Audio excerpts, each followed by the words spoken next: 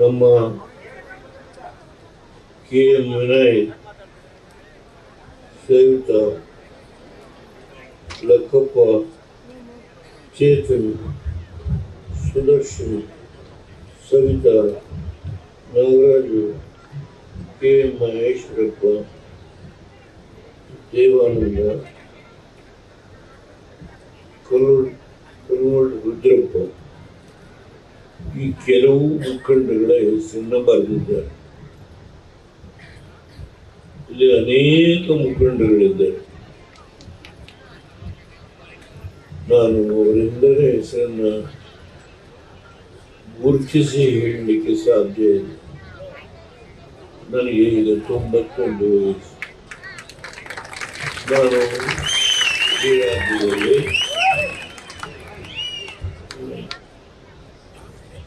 ತಪ್ಪು ತಿಳ್ಕೊಳ್ಳೋದು ಬೇಡ. ನಾನು ಯಡಿಯೂರಪ್ಪನವ್ರನ್ನು ಹೊಗಳಲಿಕ್ಕೆ ಬಂದಿದ್ದೆ. ಮೈಸೂರಲ್ಲಿ ದೊಡ್ಡ ಸಭೆ, ಮೊದಲನೇ ಬಾರಿಗೆ ಪ್ರಧಾನಮಂತ್ರಿಗಳು ಮೈಸೂರಿಗೆ ಬಂದರು. ಈ 26ನೇ ತಾರೀಕು ನಡೆಯುವ ಚುನಾವಣೆ ಏನಿದೆ, ಈ ಚುನಾವಣೆಗೆ ಮೊದಲನೇ ಬಾರಿ ಸಭೆ ಆಗಿದ್ದು ಮೈಸೂರು. ಅವತ್ತು ನನ್ನನ್ನು ಹಾಗೂ ಯಡಿಯೂರಪ್ಪನವರನ್ನ ಅವರು ಕೂರಿಸಿ ನಮ್ಮಿಬ್ಬರ ಸಮ್ಮುಖದಲ್ಲಿ ಬೃಹತ್ ಸಭೆಯನ್ನು ಉದ್ದೇಶಿಸಿ ಭಾಷಣ ಮಾಡಿದರು. ನನಗೂ ಅವಕಾಶ ಕೊಟ್ಟರು, ಯಡಿಯೂರಪ್ಪನವ್ರಿಗೂ ಅವಕಾಶ ಕೊಟ್ಟರು. ನಾನು ಈ ಮಾತನ್ನು ಯಾಕೆ ಹೇಳ್ತೇನೆ ಅಂದರೆ, ನಾನು ಏನು ಮುಖ್ಯಮಂತ್ರಿ ಆಗೋದಿಲ್ಲ, ಪ್ರಧಾನಮಂತ್ರಿ ಆಗೋದಿಲ್ಲ, ಯಡಿಯೂರಪ್ಪನವರು ಮುಖ್ಯಮಂತ್ರಿ ಆಗೋಕ್ಕೆ ಸಾಧ್ಯ ಇಲ್ಲ. ಯಾಕೆ? ಯಡಿಯೂರಪ್ಪನಿಗೆ 80 ವಯಸ್ಸು, ಅದು ದೊಡ್ಡ ವಿಷಯ ಅಲ್ಲ. 80ರಲ್ಲೇ ಮುಖ್ಯಮಂತ್ರಿ ಆಗಬಾರ್ದು ಅಂತ ಹೇಳಿ ನಮ್ಮ ರಾಜ್ಯಾಂಗದಲ್ಲಿ ಏನು ಬರೆದಿಲ್ಲ. ಆದರೆ ಭಾರತೀಯ ಜನತಾ ಪಾರ್ಟಿಯಲ್ಲಿ ಒಂದು ತಾತ್ವಿಕ ನಿರ್ಣಯವನ್ನು ಮಾಡಬೇಕು. 75 ವರ್ಷ ಆದಮೇಲೆ ಯಾರು ಅಧಿಕಾರಕ್ಕೆ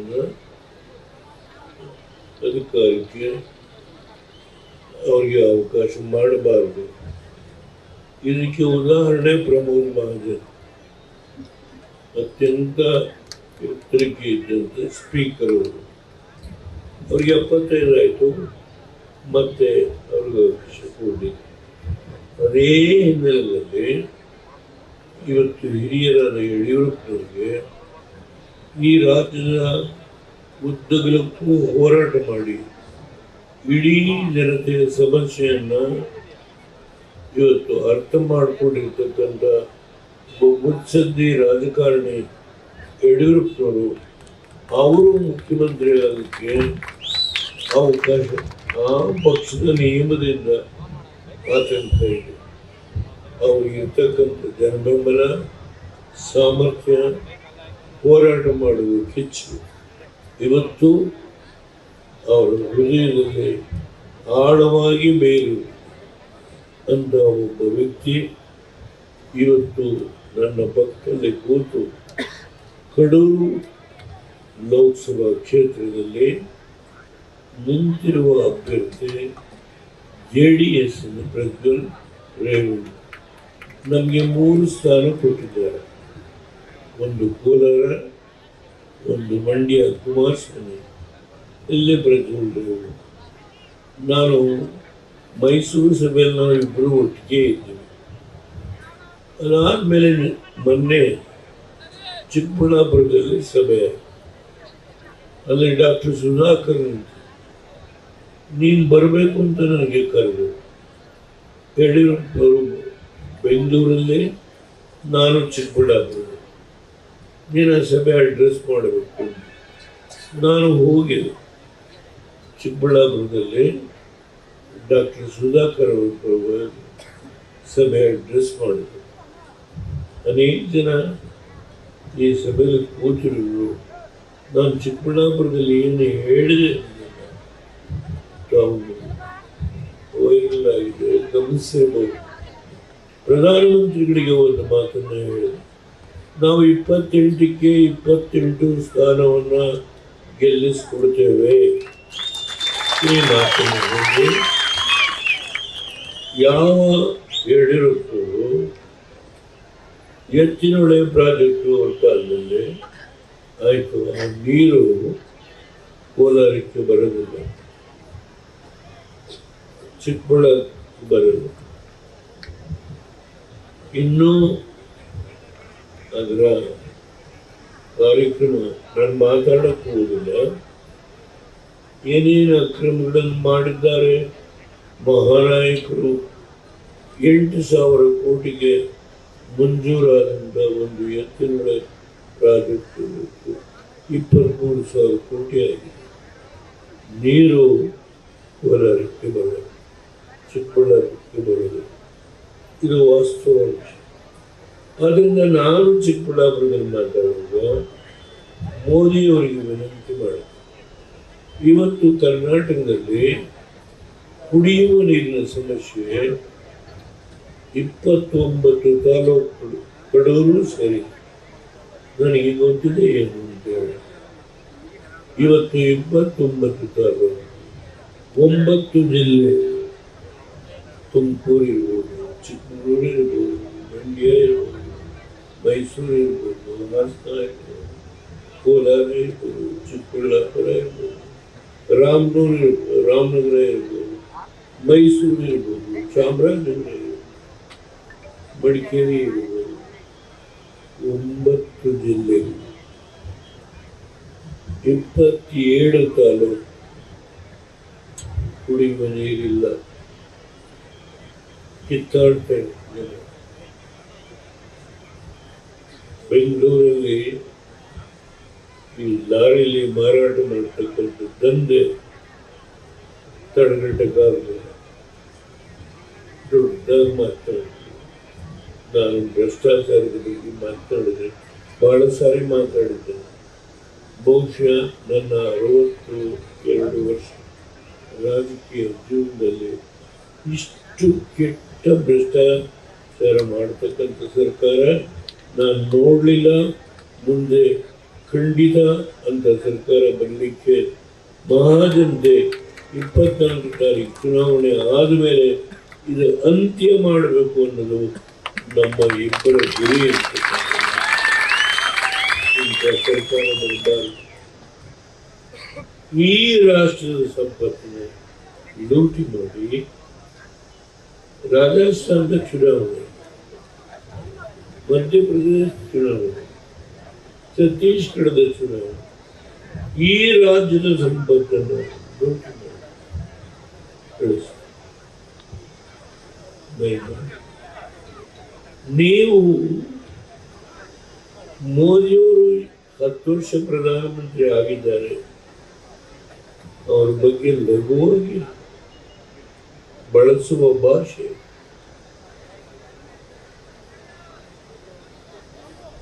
ನಾನು ಅಭಿಮಾನಿ. ನಾನು ಒಂದು ಚರ್ಚೆ ಮಾಡಿದಾಗ ಈ ರಾಷ್ಟ್ರದ ಗೃಹ ಮಂತ್ರಿ ಶಾ ಅವರ ಜೊತೆ ಮಾತನಾಡಿದಾಗ ನಮಗೆ ಎಷ್ಟು ಸೀಟು ಕೊಡಿ ಅಂತ ಕೇಳಲಿಲ್ಲ. ಇವತ್ತು ಕಾಂಗ್ರೆಸ್ ತೆಗಿಲೇಬೇಕು ಅನ್ನೋ ಒಂದು ಉದ್ದೇಶದಿಂದ ನಾನು ಶಾ ಅವರಿಗೆ ಹೇಳಿದೆ, ನನ್ನ ಜೀವನದಲ್ಲೇ ನಾನು ನಿಮ್ಮ ಜೊತೆ ಬರ್ತಾ ಇದ್ದೇನೆ.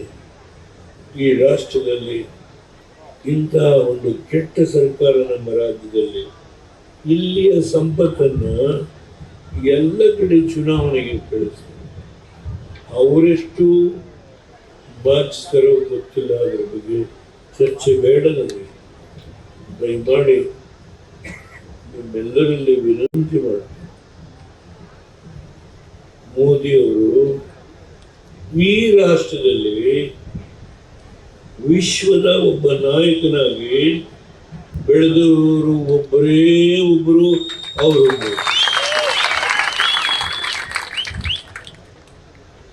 ಹೇಳಿ ಸಿದ್ದರಾಮಯ್ಯ.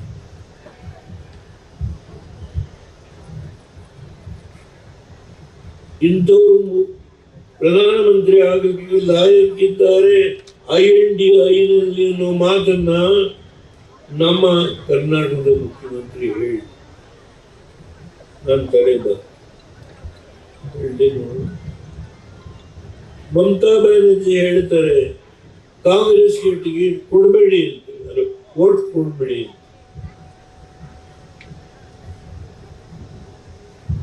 ಅವರ ಒಕ್ಕೂಟದ ಹಿರಿಯ ಮುಖಂಡರಾದ ಮಮತಾ ಬ್ಯಾನರ್ಜಿ ಹೇಳ್ತಾರೆ ಯಾವ ಕಾರಣಕ್ಕೂ ಕಾಂಗ್ರೆಸ್ ವೋಟ್ ಕೊಡಬೇಡಿ. ಮೊನ್ನೆ ದಯಮಾಡಿ ಅರ್ಥ ಮಾಡ್ಕೊಳ್ಳಿ. ಸ್ಟಾಲಿನ್ ಹೇಳ್ತಾರೆ ನಾನು ಚುನಾವಣಾ ಪ್ರಣಾಳಿಕೆಯಲ್ಲಿ ಹಾಕಿದ್ದೇನೆ, ಮೇಕೆದಾಟು ಕಟ್ಟಲಿಕ್ಕೆ ಯಾವುದೇ ಕಾರಣದಿಂದ ನಾನು ಅವಕಾಶ ಕೊಡೋದಿಲ್ಲ ಅಂತ.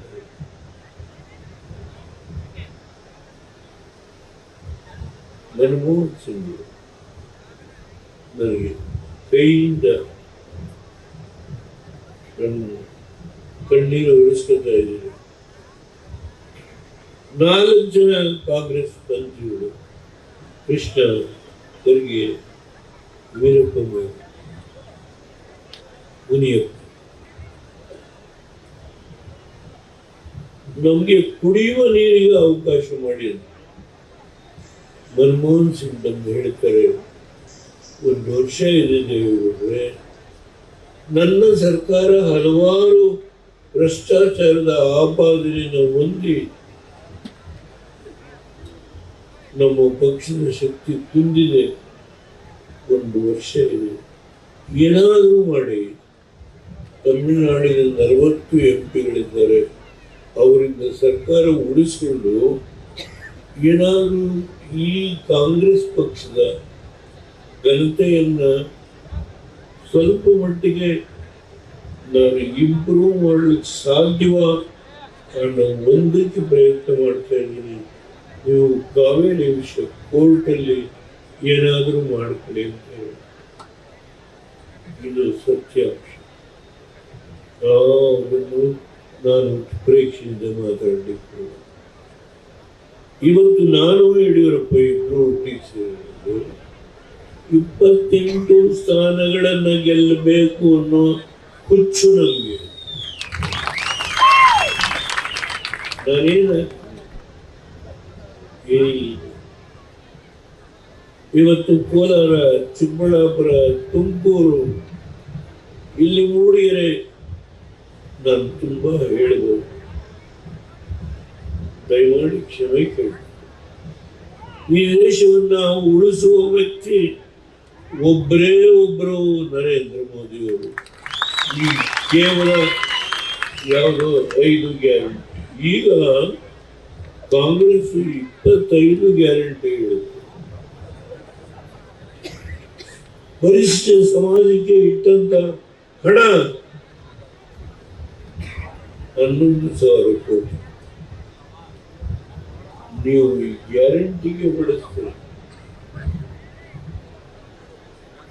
ಇಂಥ ಪಾಪದ ಕೆಲಸವನ್ನ ಮಾಡದಂತ ಈ ಕಾಂಗ್ರೆಸ್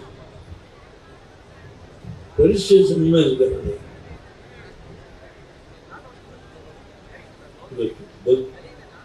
ರಾಜ್ಯದ ದಿವಾಳಿ ಅನ್ನೋ ಶಬ್ದ ಬಳಕೆ ಯಾವುದಕ್ಕೆ ಇವತ್ತು ಹಣ ಕೊಡೋ ಶಕ್ತಿ ಇದೆ? ಸತ್ಯ ಹೇಳಬೇಕು. ನೀರಾವರಿ, ರಸ್ತೆ, ಎಲ್ಲ ಕೆಲಸದಿಂದ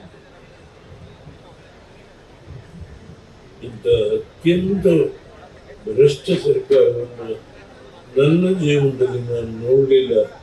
ದಯಮಾಡಿ ನಿಮ್ಮನ್ನು ವಿನಂತಿ ಮಾಡ್ತೀನಿ, 24ರ ಚುನಾವಣೆ ಏನು 26ನೇ ತಾರೀಕಲ್ಲಿ, ಆ ಕಡೆ ಮೇ 7ನೇ ತಾರೀಕು ಬಾಂಬೆ, ಕರ್ನಾಟಕ, ಹೈದರಾಬಾದ್. ದಯಮಾಡಿ ಸಮಸ್ತ ಜನತೆ ಸಮಸ್ತ ಜನತೆಯಲ್ಲಿ ನೀವು ಈ 3 ದಿನ 4 ದಿನ ನಿಮ್ಮ ಬಂಧು ಬಾಂಧವರಿಗೆ, ಸ್ನೇಹಿತರಿಗೆ ಎಲ್ಲ ಕಡೆಗೆ ನೀವು ಮೊಬೈಲ್ ಇದೆ ನಿಮ್ಮ ಕೈ, ತಾವು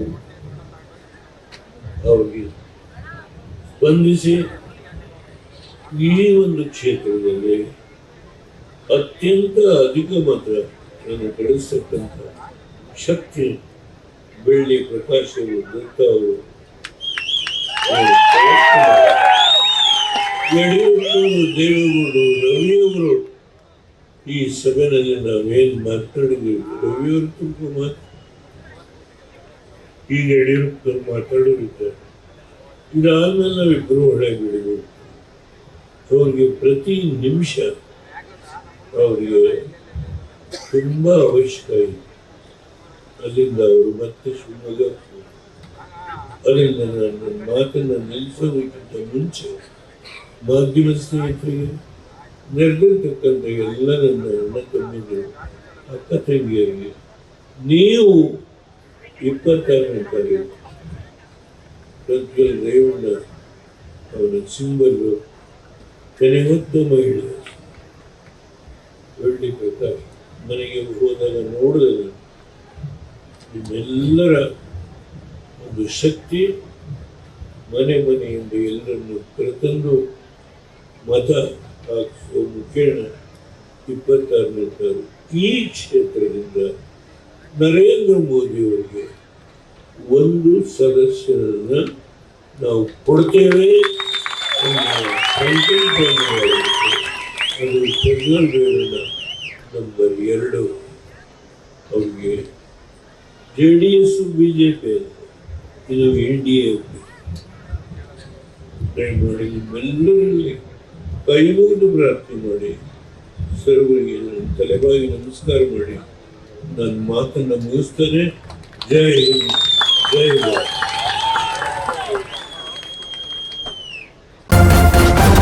ನ್ಯೂಸ್ ಫಸ್ಟ್, ನಿರ್ಭೀತಿಯಿಂದ ನಿಮ್ಮ ಪರವಾಗಿ.